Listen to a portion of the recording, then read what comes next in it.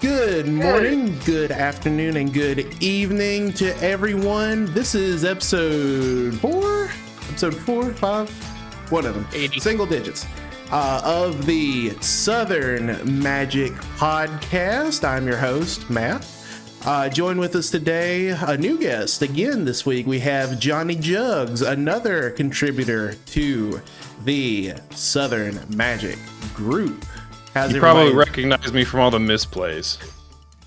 Oh, that's He just had a great achievement the other day. He achieved the perfect league. The perfect league. History was made. Yeah, For Southern Magic. It wasn't the absolute perfect league, which is 05-010. You won a couple games. Unfortunately, yeah.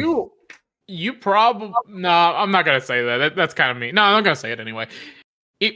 If they didn't concede, you might have been able to go 010, but... Okay. For those of you listening who would like to see a perfect league, a perfect 05-010, stick around for our Friday night stream. Me and Drew Not Drew will be playing a heinous deck. And if you are also listening to this, hopefully you are pleasantly surprised by the fact that I'm not just blowing your ears out with my awful microphone audio. So shout out to Drew Not Drew and shout out to Faux Fine Microphones, because the one I have is let me grab it. Yeah, this is just a hashtag not sponsored. That looks like my butt plug. Yeah, I mean, what? My butt plug. And hopefully this week my voice is not like a little fairy tickling your eardrum, like I actually have a voice this time. ASMR with Matt. Okay, well, how's everybody doing this week? It's you should be hearing this on Thursday if all goes well. So hopefully it's almost time for the weekend. Anybody doing anything fun this week or just hanging out? What's everybody's lives at? A lot of Halloween stuff. I'm traveling up to Richmond. Actually, I think me and Josh are hanging out on Thursday. One of our friends from Missouri is coming. So we're gonna go get food and do all that stuff. He's actually really good at chess. So, like, he teaches people how to play chess, and like he works for like the place that runs the big chess tournaments. Oh my goodness. So I'm gonna get him to play a couple of our people who think they're good at chess to humble them a little bit. I'm going to hug him. Oh yeah, he also doesn't like being touched. I tried to hug him at my when I met him in Missouri, and he literally pushed me away and says, "I don't do that." I said, "Okay." How do you guys know someone from Missouri? Twitch. Oh, cool. Yeah, we was one- everything. Yeah. Right. It was when me and Drew touched down, and when I say touchdown, we drove there, but it was when we finally arrived in St. Louis that I Googled the top 10 most dangerous cities in the United States. Would you like to know what number 1 is? St. Louis. So Birmingham was number 2. Oh, okay, all right. It's like as long as we broke the top 5, I'm okay. Josh, the funniest thing is he always talks and asks about you. He has never mentioned Drew ever. Not once. No, he just remembers you because of your horrible joke, which he's like, I tell that to everybody now. I don't know what it is, but whatever it is, please don't repeat it. I'll tell you off stream. And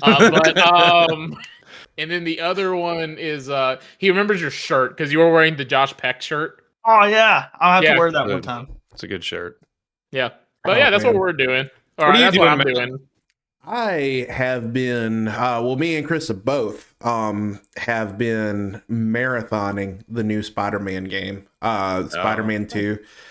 We got that last Friday. And I may ask to borrow it from you after a bit.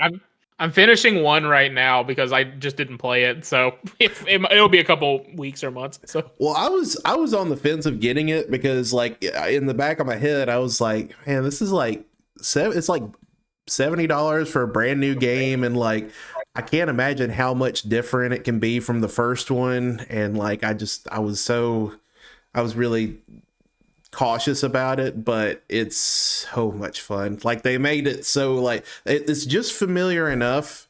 It like brought over everything good from the first one, cut out some of the fat, and added in enough stuff to make it fresh. So it didn't And feel like a DLC. no, Like, no, it okay, cool. absolutely feels like a new game, and it's very fun. So Yeah, That's what I'm always worried about sequels and stuff like that.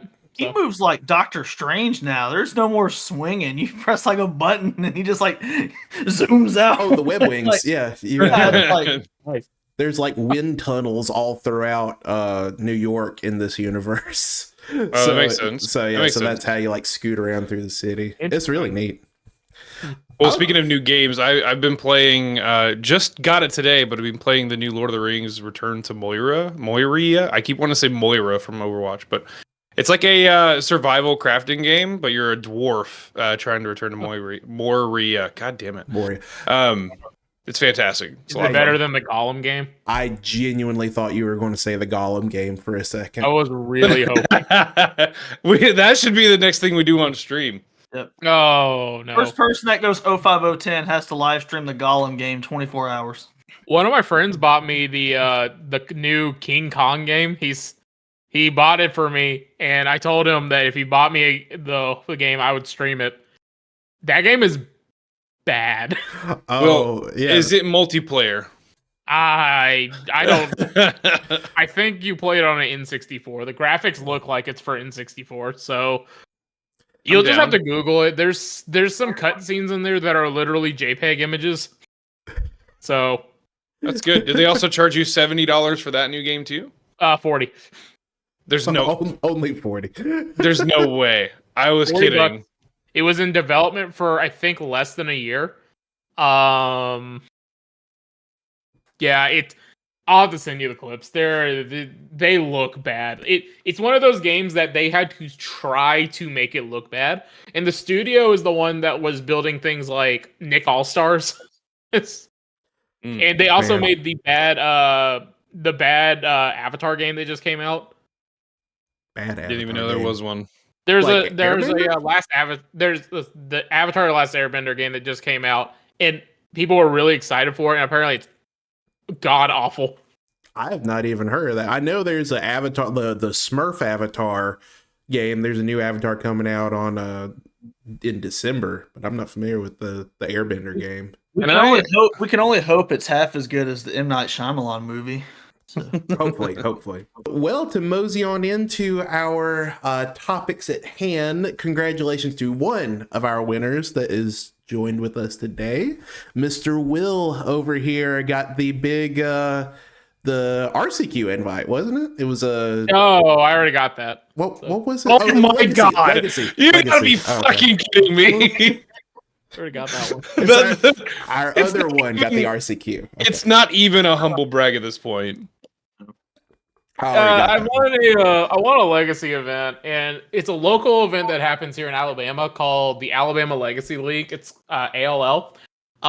Basically, it's just a fun legacy tournament that they run once a month, and at the end of 6 months, they have a invitational where the invitationals for like a certain amount of money and whatnot, and it's the 6 winners and then the 10 point leaders. So I went there just to have fun because I needed maybe 1, maybe 2 points or so. And I didn't tell Josh this, but I was actually thinking about just I'm in the top 8 once I made it. I thought about just conceding so we can go get food. But I was like, we'll play it out. Josh is occupied with football. We'll just, we'll just do stuff. We'll just play it a little bit. I was playing Rhinos, and the top 8 was, this was Legacy.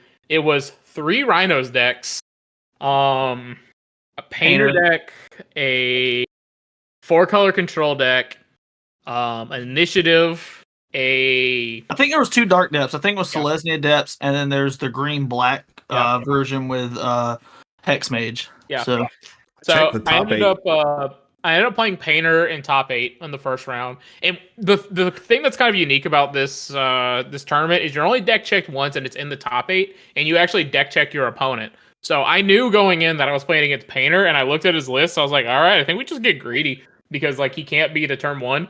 And my hand had land, double spirit guide, Charlotte's Agent to start off with. I was like, okay. And then I had a counter spell. So oh yeah, so that's actually the other interesting thing. So you're kind of known as the 8 cast boy of the area, but Yeah. you were rhinoing, right? Yeah, so it was a list that I was trying out because I play Legacy. I play Modern Rhinos, and that's what I want my RCQ with. And this deck, since I've tried out this variation, hasn't. I don't think it is lost. Playing in a tournament, it went 602. Yeah, I 5-0'd a league, and then when I gave it to another one of our locals, he 602'd with it. So it's like, okay, well, we'll just try the Legacy one and see how it went. I went 4-1 in a league, and then I played it at a team event, which Matt was actually a part of, where I 1-2'd. And I was thinking, I was like, I feel like this deck isn't good. I feel like it just folds to the Delver. And it turns out it's just because I didn't know how to play the deck, and I figured out how you play against Delver. You just don't go for the combo win. You just play a fair game. Mm-hmm. And then as soon as I did that, I went over to the ALL and went 701. So Yeah, it looks like Delver got, like, if there was any there, it got stomped on because I did not see there was any in so the much A top lot eight. of prison. there was Much so prison. much Okay. prison. You were either on prison, on Delver, or on Rhinos. Yeah. So I was and all on the- Death Shadow.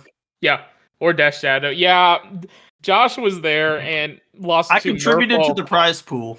Yeah, Josh played against a person, and Josh was at check 3 or 4. 3. 3, and the guy taps 2 in a blue and plays Psionic Blast on him. Do you know what Psionic Blast does? I know that one. You had to That's look. deal Josh had to 4 look and it up take because 2. it was the player's text reward to double check that. I had to double check exactly how I died. The best part, though, is on the way back, and you two will be glad to hear this, and anyone listening who knows Will, on the way back, so Will wins this thing, just dominant through the top 8. I mean, there wasn't really a moment where Will's back was against the wall, I don't think. And on the way back, where we just left Korean barbecue, it's me and him, I'm driving, and Will looks at me and goes, yeah, I don't know what I'm going to play at Eternal Weekend, man. This deck just... there's something I just don't feel right. I'm like, kiss my ass, dude. Literally, you must have been doing something right. I mean, you just went buck wild on the in Swizz in top 8, and you just—it's like Drew, not Drew. When they top 12'd in Charlotte at the SEG Charlotte, I remember I was driving with him one day, and he was just like, "Yeah, man, I just don't know, man. Merfolk just doesn't feel that good right now." It's like you just like. Everybody in the Swizz, I'm just begging to get a top 16 nowadays, and yeah, so I don't know. It's first world problems in Magic. When you win, it's just like I don't know, man. I think I should just play something else. It's like God, I'm over here in the peanut gallery watching the Alabama game, because all my punch played Chalice, Bowmasters, Merfolk, and Psionic Blast. So it's like. Sounds If like Alabama would have lost, I don't know what I would have done. It sounds like me and Josh are kind of in the same boat when it comes to competitive Magic lately.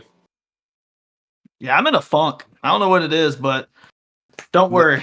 Because after this Friday, I feel that too. I'm just relatedly, and he's not here to talk about it. Just to give a shout out, just to be fair, our member Caleb, that was the RCQ that I was thinking of, because that was an RCQ that he won, right? Okay, took it down with Burn, old fashioned Burn. I really think Burn is good right now. I don't know if you saw his tournament report, but the only thing that he lost to was Scam, which I think it could be really bad for it, depending on the grief. But it's just scam. It's like they grief scam you turn 1, you probably lose. But if they literally don't do that, especially with Burn, I think you just can't lose. Mm-hmm. From the looks of it, in round 2, that's when he played against Scam. I think that's what happened, and then he played it again in top 8 and ended up beating it. And then in the finals was actually the Burn mirror. So that's how you know that they were not ready for that matchup. And I guess Caleb was the higher seed, or I don't know what happened, but Caleb ended up getting it. And I'm happy about that. We're actually in plans right now to talking about Denver/Vegas, but we're in talks to head over there. Okay, so just up here at the top, just to go over a little bit of news. Not much to say on this, besides just kind of relaying this information and getting everybody's thoughts on it. Marvel is coming to Magic. In I think it was 2025 is the projected date for it, which to me sounds very long in the future to announce something like this. I think this is actually going to be great because I feel like me and Josh are on complete opposite sides here. I, for one, if you haven't been able to tell by all the shit behind me, big Marvel fan. Love Marvel. Loved them for a long time. And I love the fact that Magic is doing crossovers with a lot of different IPs. Some of them I don't really understand. There's how many have we done now? Like, I feel like there's so many now. But I feel like if we have Fortnite in Magic, then bringing Marvel into it is nothing. Like, this is nothing.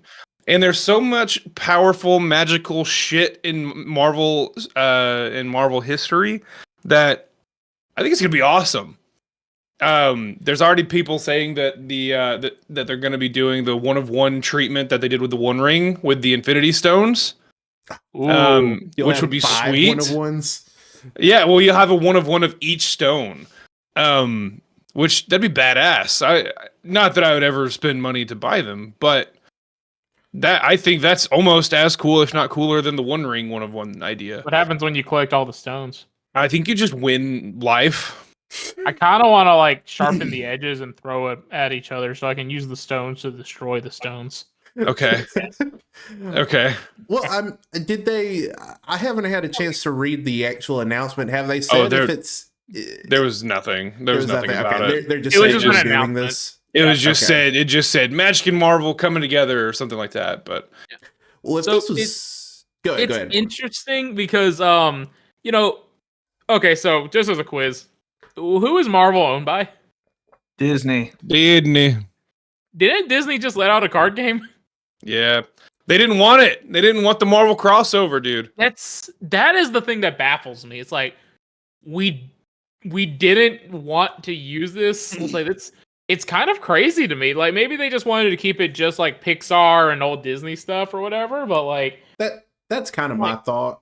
I was like, that's what baffled me. But I was like, I did not expect this at all. It kind of like sideswiped me. Like I didn't really care about more universes beyond or whatever, because I'm like, if Marvel's the one that breaks your back and not freaking Assassin's Creed, Jurassic Park, Final Fantasy, Fortnite, I was like, yeah, it's Street Fighter Fighter that got me. I just think Disney didn't. I wouldn't be shocked if the Disney executives just, at least the few that actually are in the TCG world looking at it, I just don't think they think it's worth their time trying to become the premier trading card game when Magic the Gathering has had a foothold in it for 30 years. So I think they're just like, let's find our little niche in the market with this, not Lorcana, but with Marvel. And so I that's why I don't think they see it as like competition. It's more of just making money. There's also like nothing saying that Lorcana won't still release Marvel in the future too. Like just because it's in Magic doesn't mean it's not going to be in Lorcana. Check this out. Check this out. It's me when I collect all the 1-of-1s. Heck yeah. Does it light up? Yay. Ooh. Oh, that's That was pretty cool. Ooh. nice. Should have gone for the head. That would have been the Marvel I want to watch. I mean, So- the idea that sorry, Josh, go ahead. No, you can go ahead. I was just saying the idea that I've kind of seen being batted around is that if you play Lorcana, which is a great game, it's actually legitimately quite fun. If you're familiar with Magic, you'd be able to pick it up, no problem at all. But the idea of Lorcana, the gameplay is not really combat based. You're not killing your opponent like you are in Magic. You're questing and trying to go on a journey or whatever. And the first one does 20 lore counters wins. Marvel, when you're dealing with Black Widow who has guns and Captain America who beats up people and Hulk that's just the Hulk, it doesn't really sell well, like it kind of grinds against each other. So Try to do more it's Cortana with the Punisher. I feel like exactly. Yeah. they're trying to keep it as like I don't know what the age rating is, but I'm pretty sure it's young. I think it's like Mhm. I don't think it's 6 like Pokemon is, but I think it's like 8 or 9. And like a lot of the Marvel films are like PG-13. Some of them are R. Can you imagine a Deadpool? A Deadpool set with Exactly, yeah. Cortana? You're just Are we trying to play you think we're Lilo gonna and get? Stitch You and think we're gonna freaking- get a Deadpool in the Magic set? Ooh. That'd Deadpool be would go cool. great in an unset. That would be Yeah, so it sweet. would. What if the There's- Marvel could be an unset? That would be Dude, it could. It would be so good as an unset too. I feel like they're gonna do what I don't know what they're gonna do with it. They're but- also pretty incentivized to make it legal in a lot of formats, so people will non-Marvel collectors will still have to buy it. Mhm. Kind of like what they did with Lord of the Rings. Like the Well- set is just too good, even if you don't give a shit about Lord of the Rings. Well, it screams Commander, because Yeah, it does. obviously you want to have like there's going to be a Thanos deck, Captain America, whatever, Tony Stark. It'll be interesting to see if they do an entire set like they did with the Lord of the Rings. I think they will. It's hard to imagine they wouldn't. It's such a They're big just- IP. I don't think they there's- would just yeah. do one little side thing for it. Mhm. I think they're going to do this whole set. I think they will be. That's just my guess. I think they will be eternal playable. I think they'll be modern legal, kind of like Lord of the Rings. Mhm. I don't see why they wouldn't do that. I mean, you look at the biggest IP they did, Lord of the Rings, and Lord of the Rings is pretty big. And now you just bring Marvel. Mhm. I don't think they're going to do like a little Commander set for A little it. dinky set for Yeah. Marvel. Yeah, no, they're The- going to go all out for this bad boy. Well, I feel like they'll I feel like the make biggest Commander question- decks. Oh, yeah, for they'll sure. definitely make Commander decks. They made Lord of the Rings Commander decks, right? Like, yeah, they do. I think the biggest question is if they're going back to like all the comic book lore, or if they're gonna stick to what like people know from the movies. Because MCU. like Mhm. all of the stuff people like know about Marvel recently is just based on what was in the movies, and it's all been all Thanos and all his story and all that. So I wonder if they're gonna go even further, deeper into the actual Marvel universe. I hope we I get would a assume it's She-Hulk the comics. working. I would assume it's the comics because that's what they did with Lord of the Rings with the books. Yeah, right. They didn't do it I off the hope movies. so. Yeah. So, my guess would be the comics. That's I think it'll my be a little hope. both. I hope that's more if they go with anything, I hope it's more comic book based rather than the MCU. And I'm more familiar with the MCU. I'm way less familiar with comic books because I haven't read that many. But I have no idea what's going on in the MCU because I have not watched a single one of the 50 TV shows they've put out in the last 2 or 3 years. So Haven't been missing out. that's why I keep hearing. That's true. Yeah. Some of them were okay. Loki is still by far and away the best TV show. I need to that's watch come out. the season 2. I'm waiting. Oh, to do dude, that it's one. so good. Yeah. Off topic, but it is very good. Daredevil and the Punisher are like S tier shows in my mind. Yep. Those are Yeah. amazing. I think they did peak with that, and that was a really cool thing. And then Iron Fist came out and just ruined the entire. Mhm. Believe it I or not, never- I didn't watch Daredevil. I didn't watch Punisher, but I said, you know what? I'm gonna watch me some Iron Fist, and that was the last Netflix Marvel I've ever watched. that was I a terrible place to start, Josh. Don't talk. highly recommend Daredevil and the Punisher. Daredevil is one of the best shows I've ever seen. Really it's right up there with Breaking Bad, in my opinion. Like, There's a it's- reason why people get so hyped whenever they mention the word Murdoch in any of the MCUs now. Or when he was in the new Spider-Man. Oh, that was the best. Yeah, that was the coolest cameo ever. Yep. And they just didn't. And then we do just anything. haven't seen him again. Yeah. Spoilers, I guess, but If it's not spoilers when it's this old. Yeah, I'm kind of at that point. I'm the last Spider-Man movie I saw was Homecoming. I need to see Far From Home and No Way It's Home. really I haven't good. seen those yet. I think the Spider-Mans are probably some of the better movies that they've Yeah. done. That's what I keep hearing. It's like I hate the MCU, but I really like the Spider-Man movies. It's kind of like they're like a separate breed from. You can watch the newest one without really watching any of the other stuff. Okay. Yeah, pretty Like, easily. The only thing you need to know is like, no, you can You watch. literally don't need it. You don't need any backstory for the Spider-Man movies. You need to know that who Doctor Strange is, and that's about it. Okay, I can deal with that. Okay. Yeah, the I was out of the Marvel shows when if I feel like if at any point if I'm about to watch a movie, if like with any of the new Marvel movies, if the entrance, the gateway to that is like, well, you have to have seen seasons 1 and 2 of this, and then you have to see this. I'm out. I'm not going to do. You don't want to do homework. I'm not going to do homework to watch a freaking movie. So. Right They now, were the talking problem with about the that with- MCU is the problem with the MCU, and I apologize, Will, but the problem with the MCU right now is they're so diluted, and I that obviously you guys know that we've reached the point where like the blockbuster guys. I'm not even if your favorite hero is yet to be seen, that's fine, but like the blockbuster heroes like Robert Downey Jr. and Iron Man and Captain America with Chris Evans, like and for the two people that like Black Widow, like they're all gone now. And now we're stuck with like Melon Lad and like Water Gun Boy. We're going into like, the glup shittos of Marvel. Yeah, we're now. going into like page 772 of my Marvel encyclopedia. Like, that's great and all, but do people really get up out of bed to watch Ant-Man? Like, unfortunately, I did, and what a mistake that was. Like, do people get up? Do people get excited to see what's the name of that ghost-looking guy on Moon Knight? Do people get? All right, wait. Moon Knight series was actually pretty fucking good. I'm sure.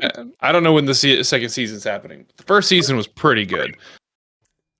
In the shorter term, coming up soon, Caverns of Ixalan, or the Lost Caverns of Ixalan, excuse me.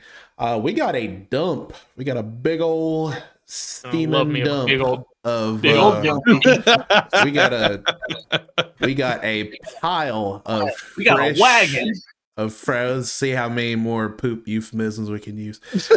We've got a giant steaming pile of spoilers from Caverns of Ixalan that came out today, I believe.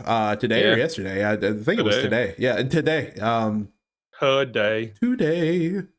Some of these look pretty cool. Because the first one I think we should look at is the Quintorius with the full art Quintorius. It's the most beautiful fucking card I've ever seen in Magic.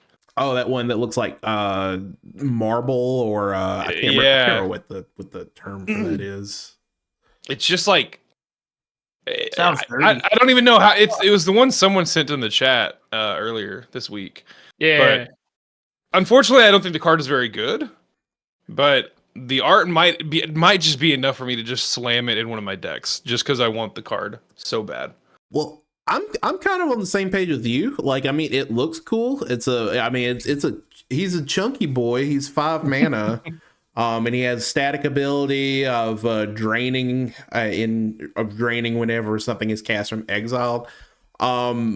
Caleb was really, really hype on this card. Really? Maybe in standard, I guess? I don't know. He's probably screaming at his computer or his phone right now while he's going to work, talking about why it's good, but I don't know off the top of my head.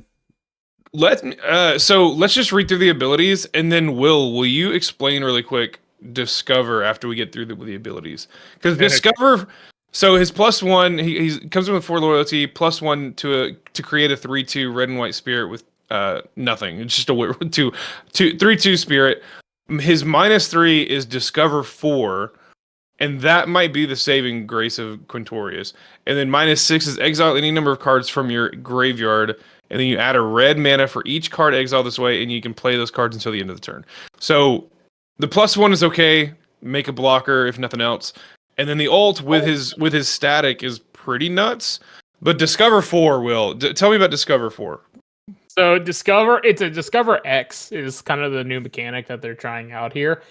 And it's not determined yet, but it looks like it's just better Cascade. So for example, Discover 4 is basically you exile the top card of your library until you exile a non-land card with mana cost 4 or less. And you can cast it without paying its mana cost, or you can put it into your hand. You don't have to cast it, and then you put the rest on the bottom of your library. So I'm already looking. I was like, all right, what is Rhino's getting? Rhino's has to be cascading getting into? something here. So it's just Cascade, but of a specific number. No, it's X or less. So basically, it's like Cascade. So for example, like you just minus 3 here. Okay. Discover 4. You reveal the top card. So for Discover 4, it's kind of like you just played a Bloodbraid Elf, except instead of you. Like, let's say like you Bloodbraid Elf and you get into a Teferi and you have a Teferi on the field already, you can just choose to put that Teferi into your hand. So now you have a card to pitch to Subtlety and Solitude. Oh Yeah. wow. Okay. Yeah, that does make a big old difference then. So it's pretty better intense. Cascade then? Like that just seems better. It can be. Yeah. It feels better, yeah. And I wonder if there's anything there was a big red instant or sorcery that discovered 10. Oh yeah, that's I'm pulling says that. Hit the mother load. That's right. Yeah, it's discover 10. If the discovered card's mana value is less than 10, create a number of tapped treasure tokens equal to the difference. Okay. So if say you hit crashing footballs with this, you just make 10 treasures. Yes. Yeah. Okay. Sure. Okay, Wow, so that's really Discover's good. going to be really interesting. The other one I need someone to explain to me is Descend. And the card we got previewed with Descend is Ukbenbach, the Great Mistake. Can you spell that? Yeah, it starts with a U. Thanks. It's 5 mana. It's 3 generic and a blue and black for Vigilance, Menace, Skeleton Horror 6/4. Yep. And it has Descend 8. And it says pay 6 mana, return Ukenbach from your graveyard to the battlefield with a finality counter on it. Activate only if there are 8 or more permanent cards in your graveyard and only as a sorcery. Yeah, I think it's like I don't know if there's been another card with Descend yet, but it's like I think it's the same thing as Discover, where you can only activate it if you have X amount in your graveyard. So like if it was Descend 3, it would be like if you had 3 or more permanents in your graveyard. This one just happens to be 8. I'm trying to find another card that has that ability right now. Yeah, so was I. Yeah, it feels like fixed escape, because like the problem with escape is you would just keep going. That's what made Uro so stupid. But like with this, it's just like one and done. So Yeah, because it comes in with a finality counter, right? Mm-hmm. Now, if you can remove the counter, but do you think every Descend card comes in with a finality counter on it? We don't have any other examples right now, but do you think if it's a creature, do you think all Descend creatures would come in with a finality counter? So you can't keep looping them like Uro and Kroxa? Kroxa was a big deal, but we have one card called the Everflowing Well, and when it ETBs, so it's an artifact, it's 2 and a blue, legendary artifact. When it enters the battlefield, you mill 2 cards and then draw 2 cards. And then it has the ability mechanic Descend 8. It says at the beginning of your upkeep, if there are 8 or more permanent cards in your graveyard, transform it. And then it transforms into a land. The Myriad Pools, which adds a blue, and then it says whenever you cast a permanent spell using mana produced by it, up to 1 other target permanent becomes a copy of that spell until the end of turn. So, wow. Yeah, that's really pretty strong. interesting. I think that card will probably see a lot of standard play. Maybe not immediately, but I mean, it's so good. It has an ETB effect where it already gets you value. It's kind of like Search for Azcanta, where if you just chill out for a little bit, then you can flip it, and then from then on, you just get so much. Yeah, this is just going in like so many decks, right? Like just like any deck that plays blue, right? It's just so good. Yeah, it's splashable. I mean, Yeah. So okay, so Descend is basically just checking permanent types in your graveyard for an ability. Yep. Okay. I do like that they're specifying like permanents, so like you can't like you're not getting any value off of like just cantripping to do it, so that's kind of cool. that's a good point. Yeah. So that is interesting. I'm kind of interested to see how that goes. This is also just day one of spoilers, so like there's so much other stuff going. Oh, we got Explore back, which whatever. Yes. But we also got Craft with Artifact. Did you guys see this ability? I read that ability. I do not know what it does though. I'm actually looking it up right It's now. interesting. So basically, Craft with Artifact usually has a mana cost, and then you have to sack some number of artifacts either in the on your battlefield, and I think it also says or in your graveyard. You can craft with artifacts from your graveyard. So exile this artifact, and then exile another artifact you control or an artifact from your graveyard, and return the card transformed. I think all of the craft ones are transform cards. The main one to look at though for craft with artifacts is the Enigma Jewel. It is a 1 mana. Have you? It's a 1 mana blue artifact. Working on it. Says the Enigma Jewel. There. Yeah, there's definitely something here. So it enters the battlefield tapped, and then it taps for 2 colorless mana, but you can only use it to spin or to activate abilities. And then you craft with 4 or more non-lands with activated abilities. So you sack this artifact and then permanents with activated abilities, and then it transforms. It's also 9 mana to do this, but you transform it, and this artifact now has all of the activated abilities from all the permanents you crafted with it. And whenever you activate an ability that isn't a mana ability, you get to copy it. So that's pretty sweet. This reminds me of Agatha's Soul Cauldron. And there's a mono blue Soul Cauldron combo deck right now in Modern, and I think in Standard too, right? That just, I don't know exactly how it wins, but you exile enough stuff with Soul Cauldron that one of your creatures ends up having so many abilities that you just win the game. Mm-hmm. This just feels like an extra piece in that. Like everything in your deck already has activated abilities. You're already making a ton of mana. I think this card's gonna be kind of crazy. You know which card I think is going to be really crazy? Show me. Galta. Have you read that thing? Yes. It is an 8 mana 12/12. So it's 5 and 3 green. Trample. And it says when it enters the battlefield, put any number of creature cards from your hand onto the battlefield. Wow. Can you imagine? This goes in Reanimator. Because it's an ETB effect. Oh, it's not a cast one. Okay. You faithless looting, pitch Galta, reanimate it, get it on the field, you dump your Gristlebrand, Atraxa, Grief, all that bullcrap. That is hilarious. Maybe I'm just a simple man, and I that's probably true.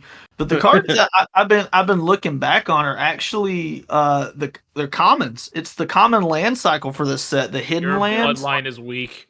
The hidden lands, the one that they enter battlefield tapped, but for each color, they're for blue, red, green, and so on. That adds that mana, enters battlefield tapped. Then you can pay 4 colorless and whatever mana source that land produces, and you can sacrifice the land and discover 4, and you can activate that as a sorcery.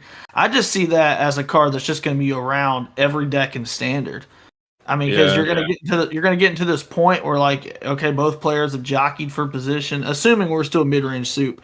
We're jockeying for position, and then it's like, all right, well, let's just flip our deck. Oh, Childred. Oh, Wandering Emperor. Oh, like just whatever it is. So I see those cards being really good. Obviously, there's the obvious cards that you mentioned, like Galta, and there's other really neato cards.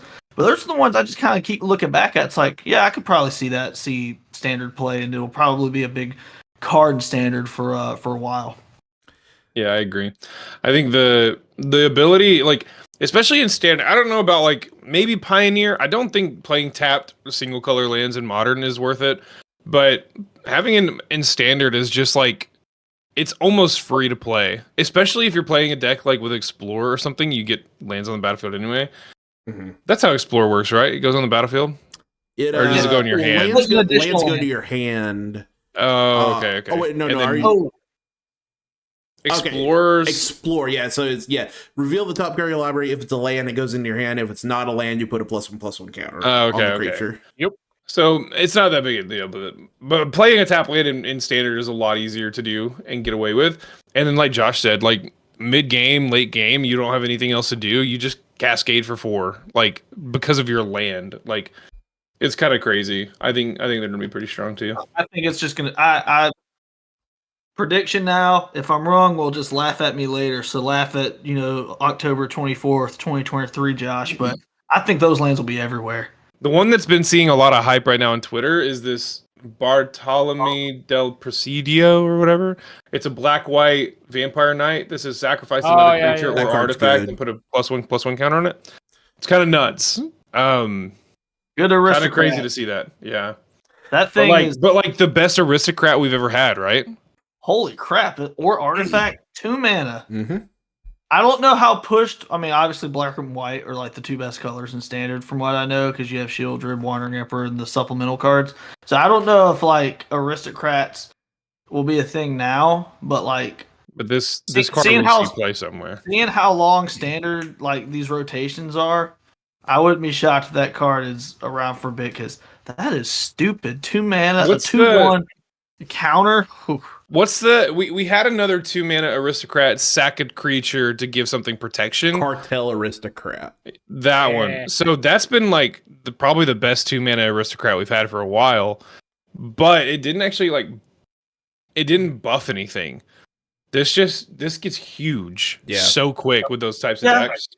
And I don't even think you have to do like an aristocrats like token strategy. It's just a good value card. Like it's a 2/1 for 2. You get it out there, and it just does combat tricks. You get to kind of do a mini Arcbound Ravager type thing where you swing with a bunch of creatures, and then they don't block. It's like, all right, I'm gonna stack them all to this guy. Take 9. You can do cool stuff like that. So I'm a renege on my original comment. Did you see that they also I'm sorry I keep talking about Galta, but this is the one that upsets me. They printed a card that just combos with it too. It's called the Skullspore Nexus. Have you read that one? It's 6 and 2 green. So almost the same mana as Galta, but it says the spell costs X less to cast, where X is the greatest power among creatures you control. Oh yeah. So there's a middle text where it says when one or more non-token creatures you control die, create a green fungus dinosaur with base power and toughness equal number of total power of those creatures. And then you can 2 and tap to double target creature's power until end of turn. So you can swing with Galta, then activate that to have a 24/12 with trample.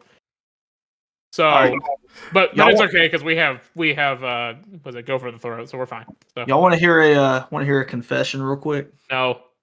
Well, you're gonna hear one anyways. Okay. I kind of want to play standard. I'm kind of in a moment where I need a pick me up. I need something to like You cold need to pick me up, bath so you're water. going to standard? Yes. It's actually sweet right now. I've been playing it a little bit on Arena lately, and it's actually kind of fun. Wizards it's is more the fact that- salivating listening to you say that you want to play standard. Yeah, and I understand like this is coming from me, and I've been like the number one like the leader of the standard hate club. But I've been like the chairman of that board. But the thing is, Leader of a hate club. yeah, Please check it out. the RCQ is. Oh yeah, please. But yeah, but no, like obviously the RCQ season after Modern is up. I believe it's going to be standard. And please correct me if I'm wrong. If that's the case, well then, competitively speaking, we're kind of priced into doing it, playing it. But what the cards are coming out with, it actually doesn't look that awful. It doesn't look that bad. Obviously, Shieldred is probably an issue. Everyone and their mother knows that. But I mean, what are you gonna do? And I think it will be. I'm excited. I think it'll be fun. and I can't wait for my wallet to start crying again because I have to find my play sets of Teferi, Hero of Dominaria, and those type cards. I Where it's will like say that for a play I set. feel like standard would be a good break for you because I feel like where we're at, like what we've kind of been repeating over and over again, is like we're just kind of bored of the other formats. Like we were talking about Pioneer, where something needs to change. Modern, we said something needs to change. With standard, we don't know the format a lot, and then it's a format that if we get bored with it, it'll eventually rotate, and it's every set is gonna kind of heavily impact the current meta. So the standard might actually be the way to go right now because of I know your personal opinions on modern and Pioneer and all that, where it's just kind of like crazy soup decks. Yeah, and Crazy game standard decks and all standard that. kind of has this thing, especially at the rate they're printing these sets. Yep. Anything can change. But standard, I remember when I was at the height of when I played standard, it was Guilds of Ravnica.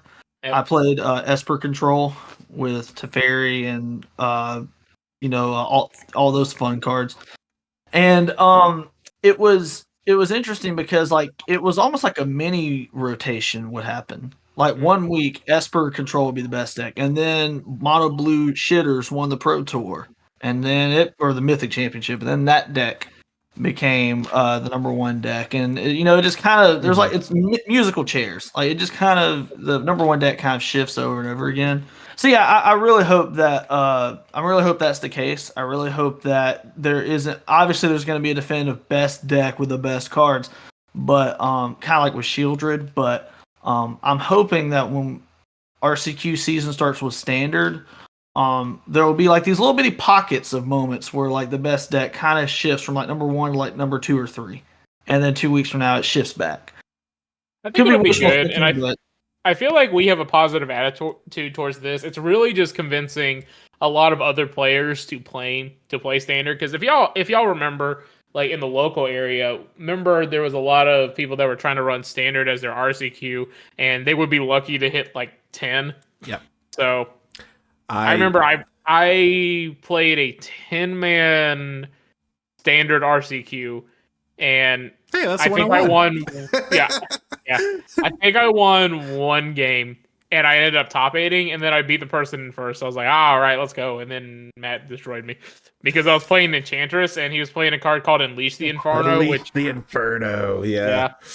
That was a very fun deck that I played twice. I built it, won an RCQ with it, top 4'd a game day with it, and then sold it. So I was like, whoa, standard, that's fun. Cute. I mean, I will say, like, a lot of people are messaging me. I don't know why people message me about this, but they were messaging me about how they can get firing. I'm like, well, post events, see who shows up, and then ask those people if they have friends that'll play on there. Like, like I don't know. Well, there's I really don't want to advise people on what cards to get or pre-order or anything. Get all the Galtas. Okay. Get every Galta. Whatever you do, and just get Galta. Just get Galta. That card is and these ridiculous. gorgeous basic lands. Get those two. The basic lands are really sweet. Get Galta. If you had the choice between a Galta and a forest, get Galta, even though the forest casts Galta. You know what? Cast Galta, reanimate. So you just need a swamp. There are the one that caught my eye in this and I genuinely don't know if this is part of the set or not because I'm just scrolling through the spoilers and I've seen like 3 or 4 different set symbols. Chalice of the Void is getting a reprint. Commander. It's in a commander. It's in a commander deck? I don't think it's in the commander deck. It's in the commander set. Oh, the commander set. Oh, okay. Yeah. My goodness. That's okay. That's good. Yeah, Chalice of the Void's getting reprinted, So, which is kind of a new amulet art, by the way. Like the new amulet art is also incredible. Big deal there. I can kind of tell you about the what those arts you're seeing is. So there's gonna be box toppers in this set, and you can correct me if I'm wrong on this later in post. But there's gonna be box toppers in this set, and these are some of the ones that you can open. You can open okay. Yeah, you can open Chalice of the Void, Amulet of Vigor, Expedition Map, Arcane Signet, Corrosive Portal. I think those are the only ones right now that they revealed. But yeah, that's what that is. And that's going to be the Charlie Brown rock if you open Arcane Signet with all those. I pulled a Chalice. I pulled an Amulet. I pulled. I got Arcane. a Soul Ring.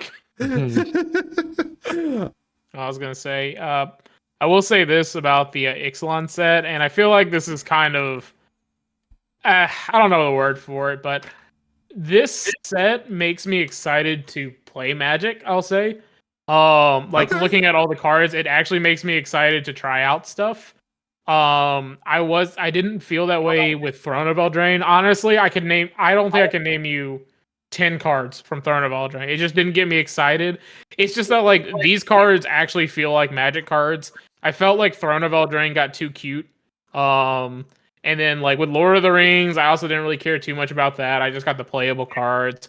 I didn't really care about Doctor Who stuff, even though I thought the packs were really cool. I just like I didn't really care to look at any of this, but like looking at Ixalan and all that, it makes me really excited until I look at the Jurassic Park cards. But other than that, Yeah. I feel like I've like seeing like some of the special like I feel like this set is going to be really good.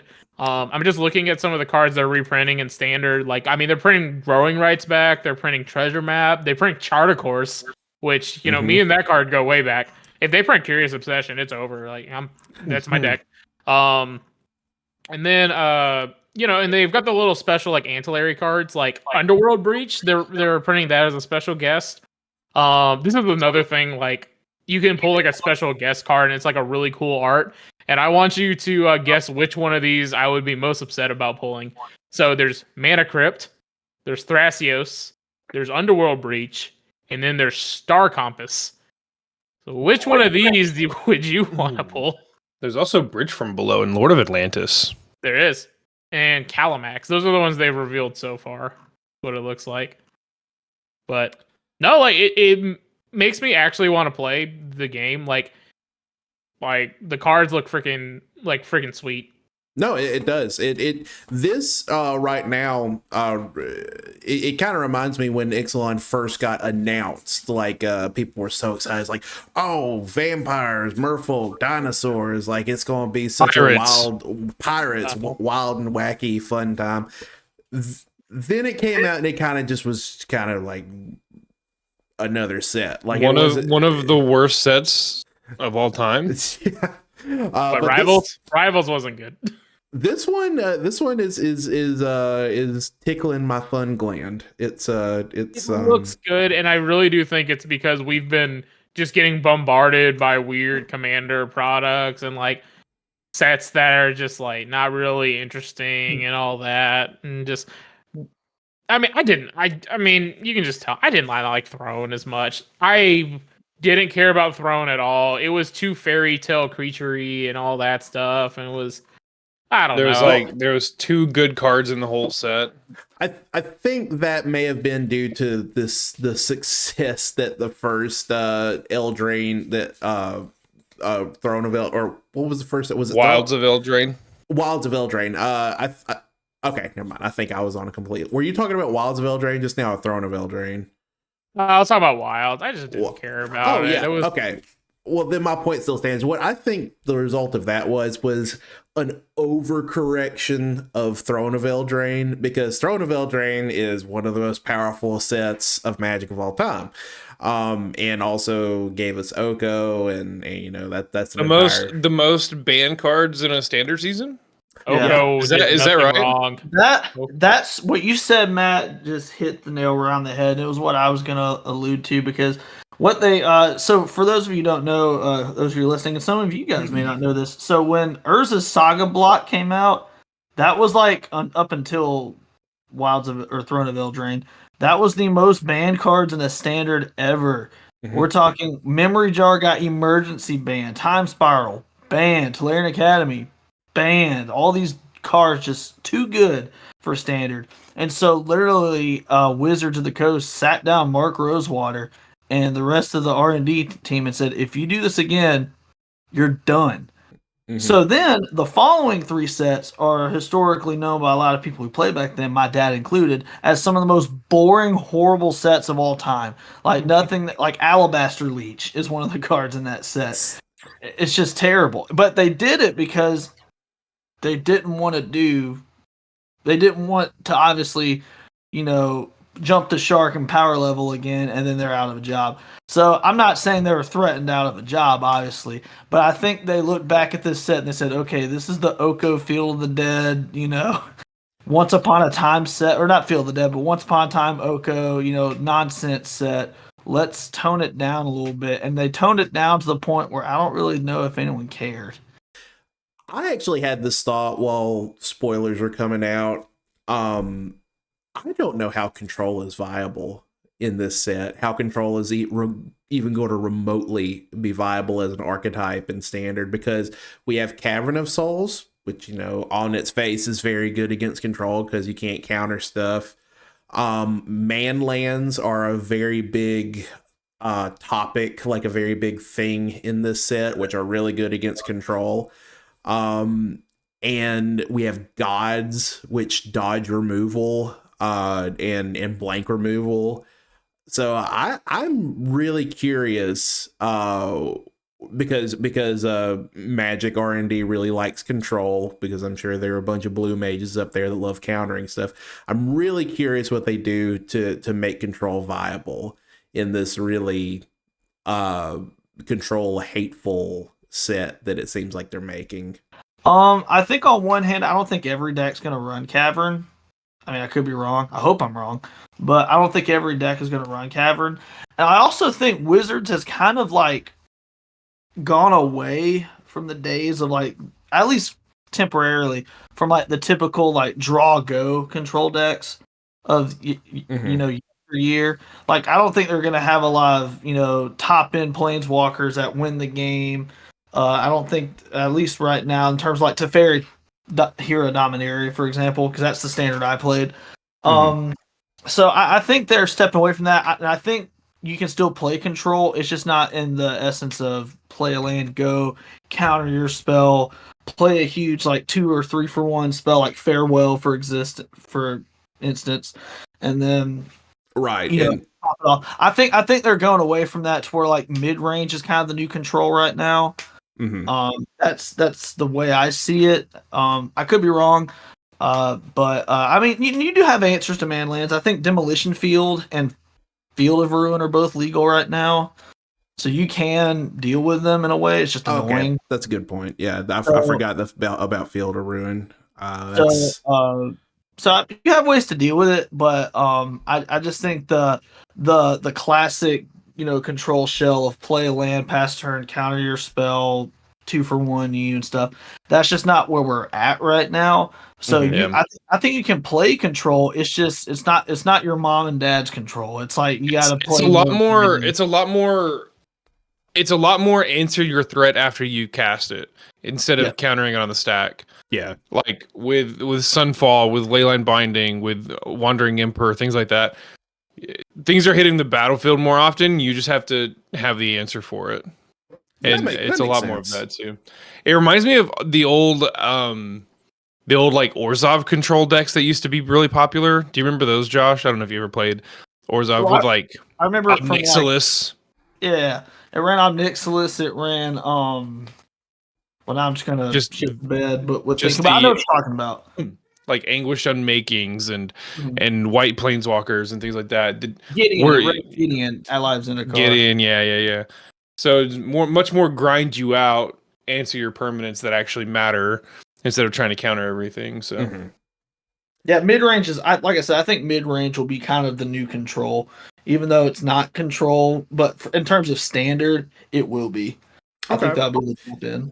Yeah, and we're just getting into spoilers. Like this is we've barely scratched the surface. So if anything else comes up, I'm sure that we'll bring it up in a future pod or on a stream or something. Anything of note. But yeah, no. Caverns of Ixalan, is that next month? Pre-releases next month, or is that like it's in November? Okay. I don't know. Probably November. Probably. They usually started about 2 weeks before, so Okay. Yeah, I think. Alright.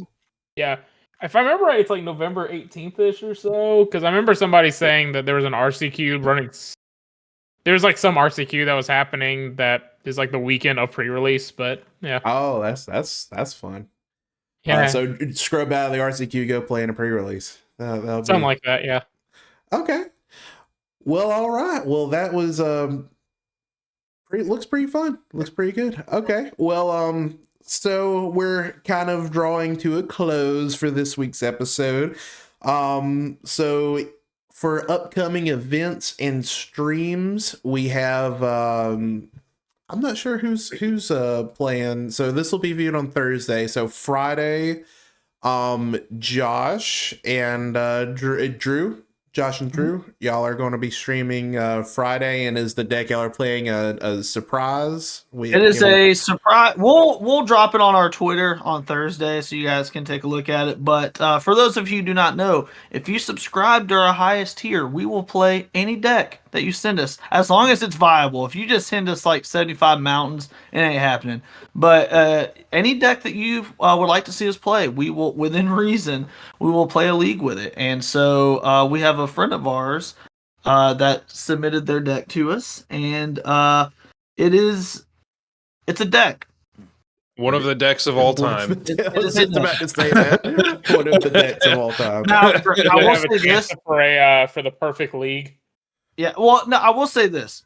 If me and Drew, so for those of you who watched me and Drew's Death Shadow stream, we played against like big mana land strategies 3 times, and I literally smashed my desk when we played against lands the 3rd time that day.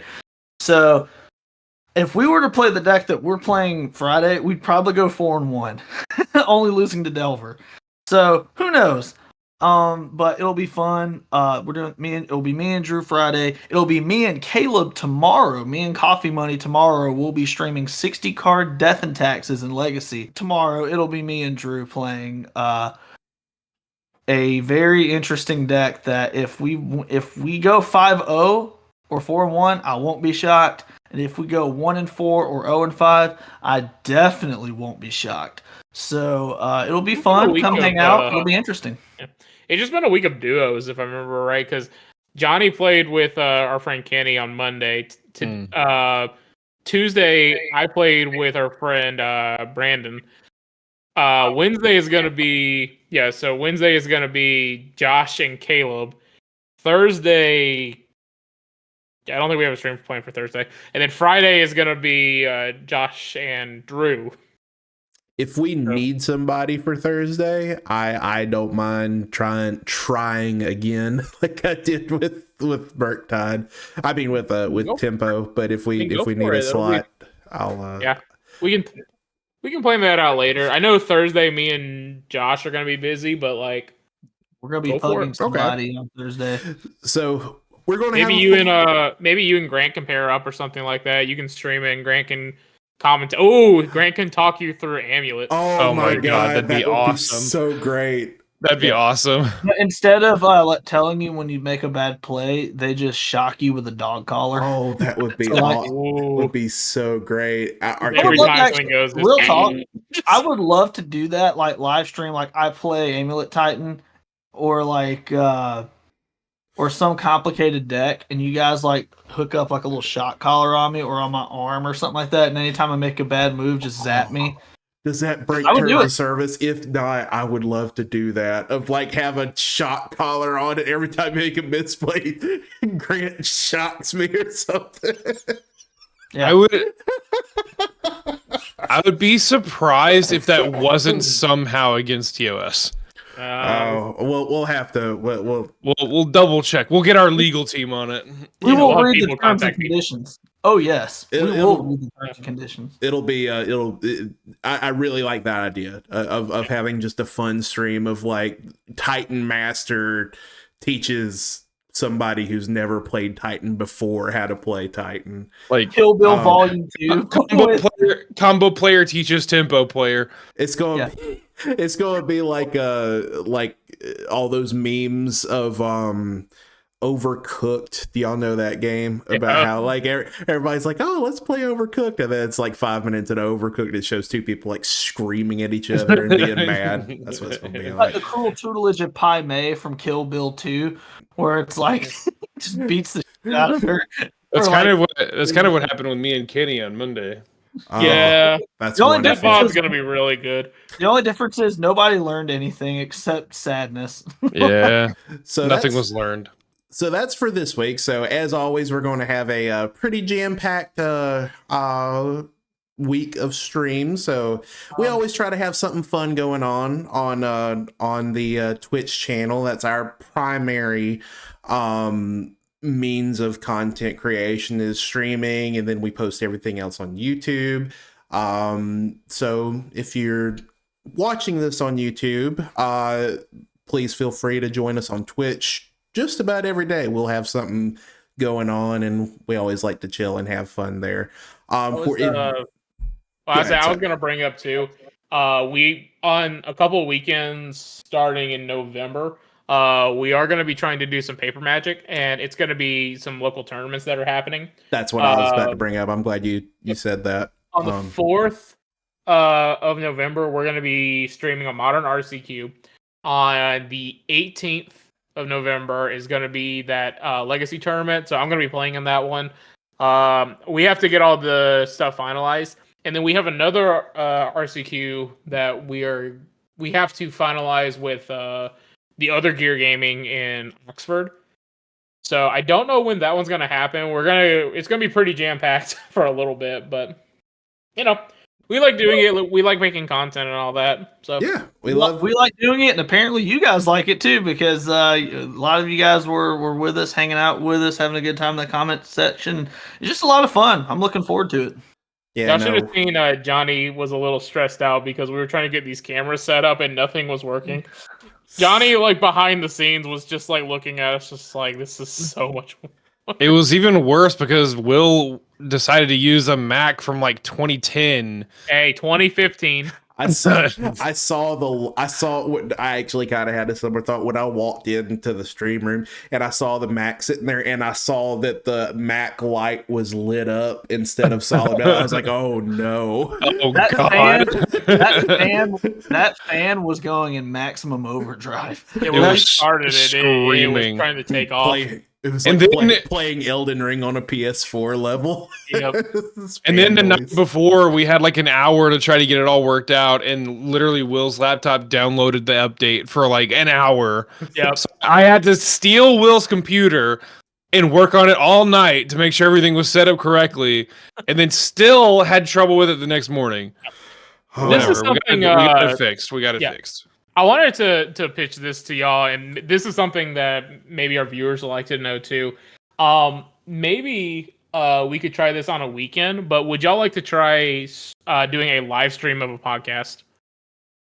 That'd be Down. fun. Yeah, Yeah, I would. basically it would just be like what we do normally. We just talk and do all that, and then just record there. Also have questions.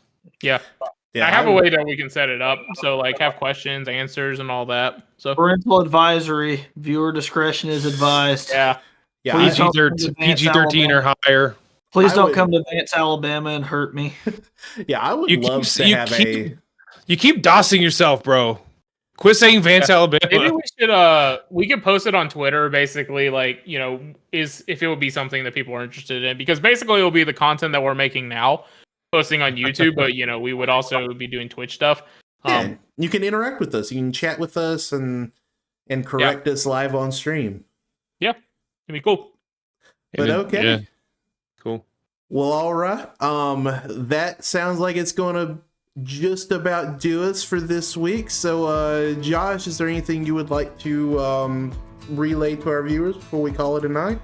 Yeah, same thing. Every time I'll always say it. The best part about Magic is the gathering. So take care of yourself. Take care of each other. We'll see you next time. Bye, guys. Bye-bye.